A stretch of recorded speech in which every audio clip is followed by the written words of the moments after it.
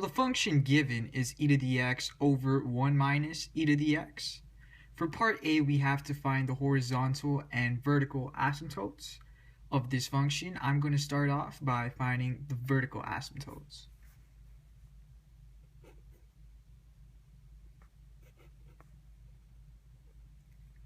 So what you have to do, you would have to look at the denominator and equate that to 0. So you get 1 minus e to the x equals to 0. Minus e to the x, bring the 1 over, you will get negative 1. E to the x is equal to 1. Solve for x, you would get 0. Now, to find the horizontal asymptotes, I'm going to take the equation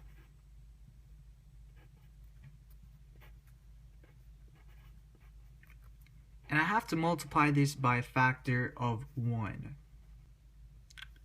times negative e to the x over negative e to the x. Using exponent laws, I will simplify this, and what you get is negative e to the 2x over negative e to the x plus e to the 2x.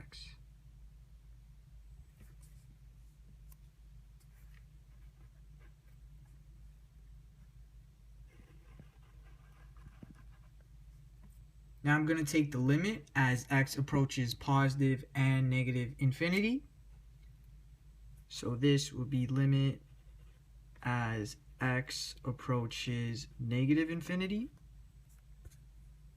negative e to the 2x over negative e to the x plus e to the 2x.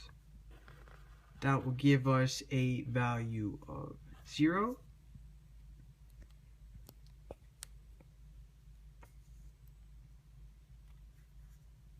Limit as x approaches positive infinity, negative e to 2x, negative e to the x, plus e to the 2x. This would give us a value of negative 1. Therefore, we can conclude that the horizontal asymptotes would exist at y equals 0 and at y equals negative 1. And for the vertical asymptotes, they would exist at x equals 0. Moving on to part B, the question asks us to find the intervals of increase and decrease. This involves finding the derivative of f at x.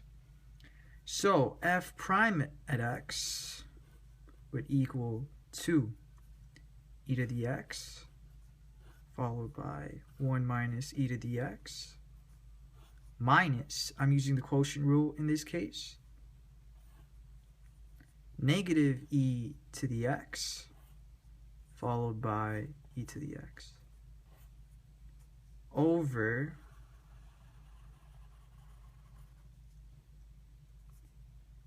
one minus e to the x squared. I'm going to simplify that. Get e to the x minus e to the 2x, I'm expanding in this case, plus e to the 2x over 1 minus e to the x squared. Simplify that even further, you get e to the x over 1 minus e to the x squared. Let f prime at x equal to 0. 0 equals to e to the x over 1 minus e to the x squared. 0 equals e to the x. E to the x can never equal to 0, so therefore there is no value of x that would equate to 0 in this case. Therefore x does not exist. Now what we have to do, we have to find where the derivative does not exist. So let's take the denominator, 1 minus e to the x squared. Let's equate that to 0. 1 minus e to the x equals 0. E to the x equals 1. And x equals to 0. X equals 0 is not in the domain of the function. Therefore, there are no critical values. What we can conclude from that is that therefore f at x is always increasing.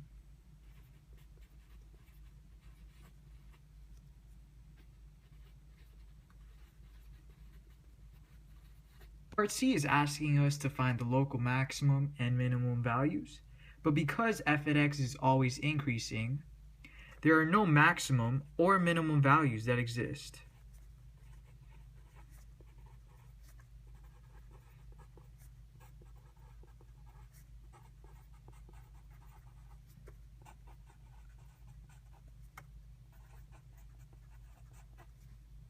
Part D is asking us to find the intervals of concavity and the inflection points. This requires us to find the second derivative. So we have 1 minus e to the x squared times e to the x minus e to the x negative 2e to the x 1 minus e to the x all over 1 minus e to the x to the 4. I'm using the quotient rule in this case. E to the x 1 minus e to the x squared plus 2e to the x 1 minus e to the x all over 1 minus e to the x to the 4. Let's continue. 1 minus e to the x, e to the x, 1 plus e to the x over 1 minus e to the x. To simplify this, we will get e to the x 1 plus e to the x 1 minus e to the x cubed. We will let f double prime at x equal to 0. When we do that, we get this e to the x 1 plus e to the x. In both cases, x does not exist.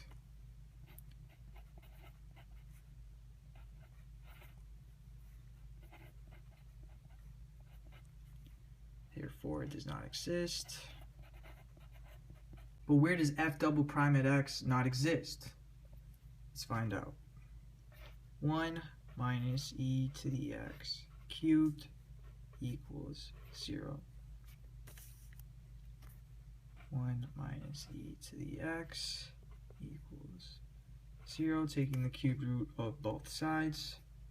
E to the x equals 1, and x equals 0. Therefore, we can conclude that there is, in fact, an inflection point at x equals 0. Something to note, When the first derivative at -1 is greater than 0 and the interval is negative and infinity and 0, the graph is concave up. When the second derivative at 1 is less than 0 and the interval is between 0 and infinity, the graph is concave down.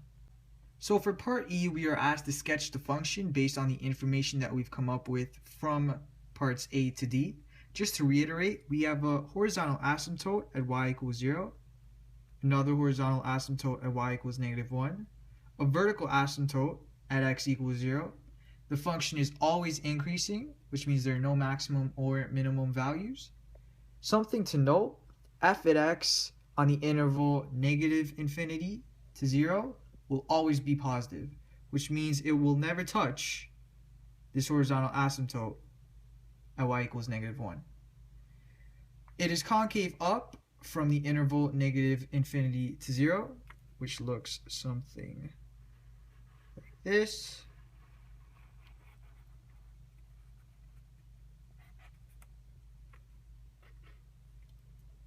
And concave down, that's roughly the shape, from the interval 0 to infinity.